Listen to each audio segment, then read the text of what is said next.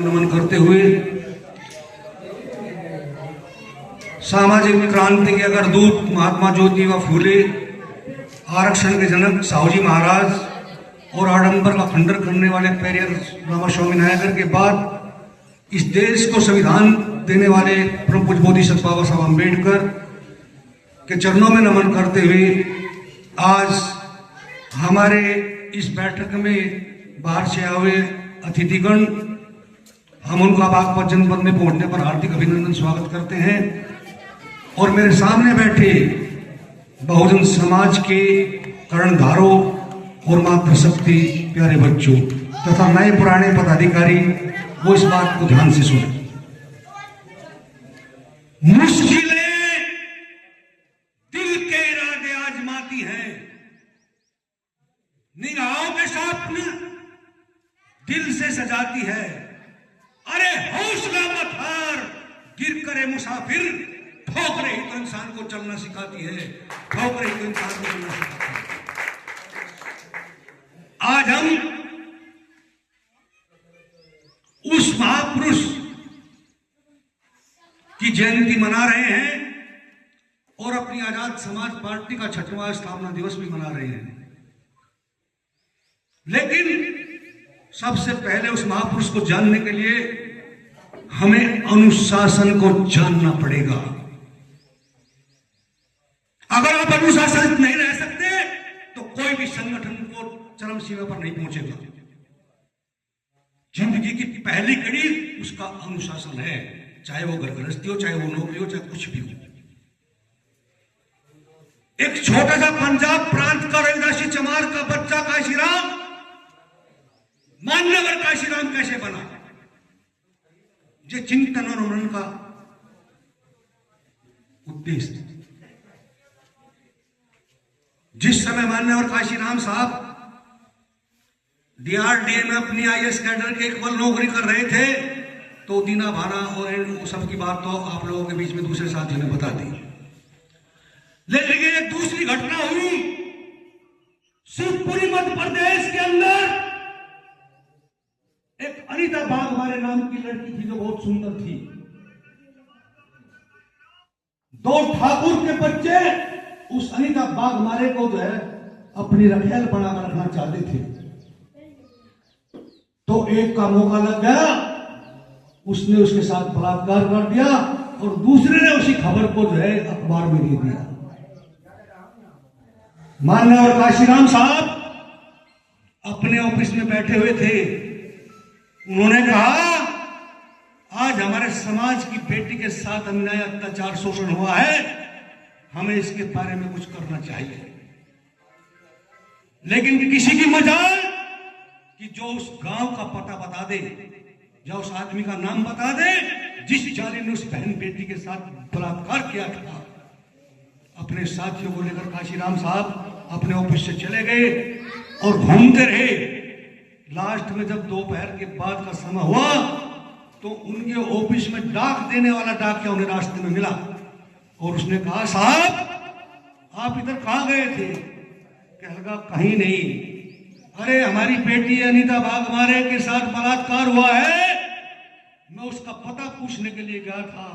कहने लगा साहब कोई सी माई के लाल की हिम्मत नहीं है कि उस जालिम का पता है, उस गांव का पता आपको बता दे। उसने कहा फिर क्या होगा, मैं तो उस बेटी को न्याय दिलाने के लिए जो है अपना सब कुछ उधार करने के लिए तैयार हूं। उसने कहा साहब एक बात तो जरूर है, मैं आपकी हेल्प करूंगा लेकिन इनडायरेक्ट वे में करूंगा। आप मेरी साइकिल के पीछे पीछे आना और जिस दरवाजे के सामने मैं साइकिल को रोककर उसकी चैन पर हाथ लगाऊंगा तो आप समझ जाना कि यही घर है। वो चलता रहा, साहब पीछे पीछे चलते रहे। वो रोक कर वहां से चले गया। सामने से गेट था, साहब के साथियों ने दरवाजा खटखटाया। क्या लगा है कोई? दरवाजा खोलो। कहला नहीं खुला। 2-3 बार खटखटाने के बाद उसका बाप लड़की का आया। कहने लगा कौन? क्योंकि साहब बहुत हैंडसम व्यक्ति थे, उन्होंने सोचा ये भी कोई स्वर्ण हिंदू का व्यक्ति होगा। उन्होंने कहा मैं काशीराम बेटी के साथ कुछ हुआ है। तो उन्होंने कहा ठीक है, मैं कुछ आपकी हेल्प करना चाहता हूं। आप क्या हेल्प कर सकते हैं, बताइए मुझे, क्या हेल्प करेंगे आप? अंदर आ जाइए। अंदर बिठा साहब को। उन्होंने कहा क्या हेल्प करना चाहते हैं आप मेरी बेटी का? मेरी बेटी इस गांव की सबसे सुंदर बेटी थी और दो ठाकुर में आपसी विवाद था। एक ने बलात्कार कर दिया, दूसरे ने खबर दे दी। नहीं तो यहां तो हजारों बलात्कार दिन में होते हैं, कोई किसी की बात सुनने वाला नहीं है।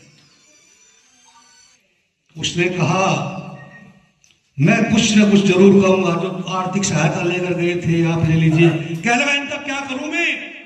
क्या इस आर्थिक सहायता से इसका मान सम्मान स्वाभिमान वापिस आ सकता है? नहीं, मैं आगे भी सोचूंगा। मैं जिस लायक हूं वो मैं आपके लिए करना चाहता हूं। कह लगा साहब आप बैठिए। अगर आप मेरे बच्चों की जिम्मेदारी लेते हैं तो मैं इतना स्वाभिमानी व्यक्ति हूं कि उस जालिम का सर कलम करके आपके पैरों में लाकर छोड़ दूंगा। आप जिम्मेदारी लीजिए। साहब ने कहा नहीं, मैं अभी इस लायक नहीं हूं। तो साहब ने उस घटना के बाद में वो जो आर्थिक सहायता की चिंतन मनन किया कि हमारी बहन बेटियों के साथ ही अत्याचार अन्याय क्यों होता है। इस देश के अंदर 60 करोड़ एकड़ पर जमीन पर खेती होती थी, 90 करोड़ एकड़ जमीन आज भी खाली पड़ी है। इसलिए साहब ने नारा दिया था जो जमीन सरकारी है वो जमीन हमारी है। जब हमारे लोगों के पास जमीन होगी और वो अपनी जमीनों में काम करेंगे तो बहन बेटियों का अत्याचार रुक जाएगा। इसलिए साहब ने सोचा कि जमीन कैसे मिलेगी। तो उन्होंने चिंतन मनन किया कि सबसे पहले मुझे राज सत्ता अपने हाथ में लेनी है। और राज सत्ता कैसे आएगी? जिसकी वोट ज्यादा होगी। वोट किसकी ज्यादा है? बहुजन समाज की। बहुजन समाज कौन है? 21.5% SC ST, 52% बैकवर्ड OBC और 10% अल्पसंख्यक यानी मुसलमान, सिख, ईसाई, बौद्ध, जैन, फारसी आदि आदि। इन सबको अगर मैं मिला दिया तो हमारा राज सत्ता हमारे हाथ में आ सकती है। अब कैसे आएगी? साहब काशीराम ने एक बात और कही थी कि जिस समाज की गैर राजनीतिक जड़ें मजबूत नहीं होती उसकी राजनीति कभी सफल नहीं होती। तो सबसे पहले मान्यवर काशीराम साहब ने मनी माइंड एंड डायरेक्शन, धन दिमाग और दिशा देने वाली बामसेप का गठन किया। क्योंकि 35 लाख गवर्नमेंट कर्मचारी आरक्षण के नाम पर सरकारी और गैर सरकारी नौकरियों में थे। अगर 1% लोग भी मेरे साथ आ गए तो मैं इस कारवां को मंजिल तक पहुंचा दूंगा। साहब काशीराम बड़े बहुत ब्रॉड माइंडेड थे। उन्होंने पहले बामसेप को इकट्ठा किया, उसके बाद DS4। अभी मैं देख रहा हूं इस संगठन में भी कमी है। भीम आर्मी और आजाद समाज पार्टी में कमी है। यह बात मैंने चंद्रशेखर भाई को कही है। भीम आर्मी अपना बर्जब साथी है। धूम मरो भीम आर्मी के लोगों। क्योंकि जिस समय DS4 बहुजन समाज पार्टी की एजुटेशनल विंग थी, ऐसी ही भीम आर्मी आजाद समाज पार्टी की एजुटेशनल विंग होनी चाहिए, तब ये मंजिल आपको मिलेगी। वरना आपस में बढ़ते रहेंगे। 40,000 संगठन बहुजन महापुरुषों के नाम पर बने हुए हैं, लेकिन एक भी सफल क्यों नहीं हो रहा है? हम उसकी तह तक नहीं जा रहे हैं। जिस तरह आज ये हमारे साथी लोग आपस में एक दूसरे का कटाक्ष कर रहे थे। जब कोई व्यक्ति माननीय काशीराम साहब के पास जाता था और कहता था कि शुभम भारती जी, इमरान जी काम नहीं कर रहे हैं। अच्छा ठीक कह रहे हो भैया, आप बताओ। कह लगा आप तो काम कर रहे। कह लगा हाँ, इसलिए खड़े हो जाओ। मुझे बताओ उस जिले में कितने लोग पदाधिकारी हैं? आप कभी काम किया हो तो बताएं। अरे हरामजादे, तू काम नहीं कर रहा, तू केवल बुराई कर रहा है। जो काम कर रहे हैं उनकी टांग पकड़कर खींच रहा है। मैं साथियों कहना चाहता हूं कि मौत से वो डरते हैं जिनको जिंदगी प्यारी है, और इस गुलामी की जिंदगी से हमें बहुत ज्यादा प्यारी है। हमें महापुरुषों का सपना पूरा करना है। उसके बाद में साहब काशीराम जी ने सत्ता बनाई, लेकिन दुर्भाग्य है कि सामाजिक गद्दार, भड़वे दलाल, चापलूस चमचे समाज से ही पैदा होते हैं। 3 सितंबर 2003 को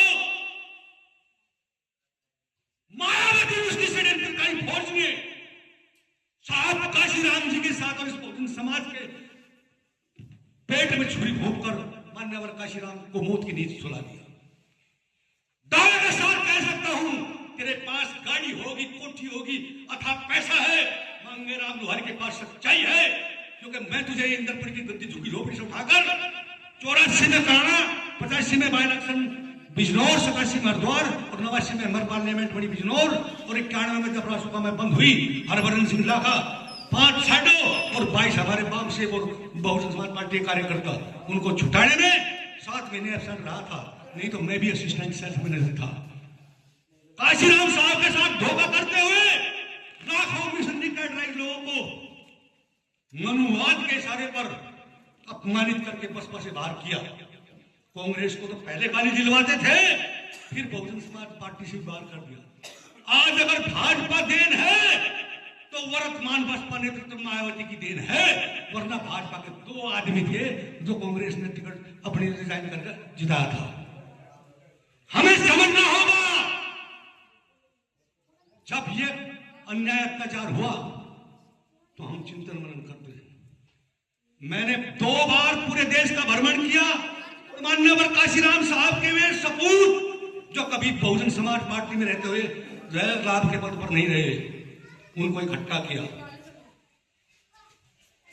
उड़ीसा, छत्तीसगढ़, मध्य प्रदेश, राजस्थान, बंगाल, बिहार, गुजरात, तमिलनाडु, केरला, सारे साथी आज मेरे साथ मौजूद हैं। भाई को मिलवाया उनसे, फिर मिलवाने की कोशिश करूंगा, क्योंकि मेरा मिशन था मायावती जी को दफन करना और एक रविदासी चमार का कोई भी बच्चा उसको सांसद बनाकर उस पार्लियामेंट में भेजना जहां से इस देश की गणित की छिलोगी आवाज आएगी। वो मेरा मिशन तो पूरा हो गया, लेकिन जितना समय मेरी जिंदगी में बचा है वो पूरा का पूरा मैं बहुजन समाज को दूंगा। बात तो कहने की बहुत कुछ है, बहुत कुछ है कहने की। अगर आप सच्ची श्रद्धांजलि देना चाहते हो तो युवा हृदय सम्राट भाई चंद्रशेखर आजाद के कंधे से कंधा मिलाकर बगैर पद के, मैं बगैर पद के काम करता रहा, लेकिन मान्यवर काशीराम साहब मुझे बागपत वाला मांगेराम लोहारी के नाम से 89 में जब मैं पार्लियामेंट बनी मायावती, उन्होंने कहा भाई आजा मैं जीत गई, कोई बात नहीं जीत गई होगी, साहब के पास लेके मैं अपने माँ बाप के बाद अगर किसी के चरण छूता था तो मान्यवर काशीराम साहब की। साहब सोफे पर बैठे हुए थे, मैंने कहा साहब जय भीम। साहब ने कहा हाँ मैं जानता हूँ बागपत वाला मांगेराम। वो हंसने लगी, कह लगी रहे क्यों, क्योंकि मैं जब रेगनपुरा करोलबाग में हरजान सिंह रोड पर हमारा छोटा सा ऑफिस था, इस कमरे से, तो वहां पर साहब के लिए कच्चा बनिया गया। राम प्रसाद मेहरा जो बहुजन संगठन निकालते थे, मनोहर आटे जो कभी साहब के साथ अपनी नौकरी छोड़कर चले थे, ऐसे लोगों की कुर्बानी वर्थ नहीं करनी चाहिए। युवा हृदय सम्राट भाई चंद्रशेखर आजाद के बीच में जब हमने एक टैलेंट देखा भीम आर्मी के माध्यम से, तो हमने उसको कहा कि ये मनवादी सरकारें भीम आर्मी के युवाओं पर मुकदमे कर उनका जीवन बर्बाद करना चाहती है, इसलिए संरक्षण के लिए आपको पॉलिटिकल पार्टी बनानी पड़ेगी। जो मूर्ख आदमी ये कहते हैं कि जब बहुजन समाज पार्टी थी तो चंद्रशेखर को आजाद समाज पार्टी बनाने की बात क्यों करनी पड़ी, तो मैं उनको करारा जवाब देना चाहता हूं। जब बाबा साहब अम्बेडकर की रिपब्लिकन पार्टी ऑफ इंडिया थी तो माननीय काशीराम साहब को बहुजन समाज पार्टी बनाने की बात क्यों करनी पड़ी, क्योंकि साहब ने अपने शब्दों में कहा है यदि एक नेता अपने संगठन को कर्क में ले जाता हो और वहां समाज का नुकसान होता हो तो उस संगठन को नेता को छोड़ देना, अपना दूसरा बढ़ाना, क्योंकि बहुजन महापुरुषों की विचारधारा जिंदा रहनी चाहिए। अगर विचारधारा जिंदा रहेगी तो आप भी जिंदा रहोगे और जिसकी सत्ता होती है उसका कोई शोषण नहीं होता। इसलिए मान्यवर साहब ने ये कहा, हम दूसरे पर एलिगेशन करते हैं। साहब काशीराम ने कहा यदि हर व्यक्ति अपनी नालायकी दूर करके लायक पढ़ने की कोशिश करे तो एक दिन में पूरा भारतवर्ष बन जाएगा। अब मैं चैलेंज के साथ कहता हूं, आज जितनी मनवादी पार्टी है, ध्यान रखना, आप यहाँ काशीराम जी के उसको बताकर जा रहा हूं, मैं रहूं या ना रहूं, रहा तो आपके बीच में रहूंगा, लेकिन बताकर जा रहा हूं, जैसे ही 27 आएगी पूरी की पूरी भाजपा, पूरा आरएसएस, कांग्रेस, समाजवादी एंड जितनी भी पार्टियां हैं, बहुजन समाज पार्टी, सब की सब आपको चापलूस चमचा बनाकर, भड़वा दलाल बनाकर खरीदने की कोशिश करेगी ताकि चंद्रशेखर भाई का कंधा मजबूत ना हो सके। लेकिन आप लोगों को प्रण करना चाहिए कि भाई अगर स्वाभिमान से जीना है तो 100 वर्ष की गुलामी से एक पल की स्वाभिमान की जिंदगी अच्छी होती है। इसलिए मेरे साथियों, स्वाभिमान चाहते हो तो भाई चंद्रशेखर के हाथ मजबूत करो, आपसी मनमुटाव भुलाकर सब कुछ छोड़ दो। क्योंकि मुझे मुख्य अतिथि को भी सुनना है, कहने को तो मेरे पास बहुत कुछ है, लेकिन नहीं, मैं अभी एक ही बात कहता हूँ कि कफन बांध कर निकले हैं हम, नहीं पीछे कदम हटाएंगे। अरे गोली खाकर भी सीने पर हम तो काम तो हुजन के ही आएंगे। जय हिंद, जय भारत।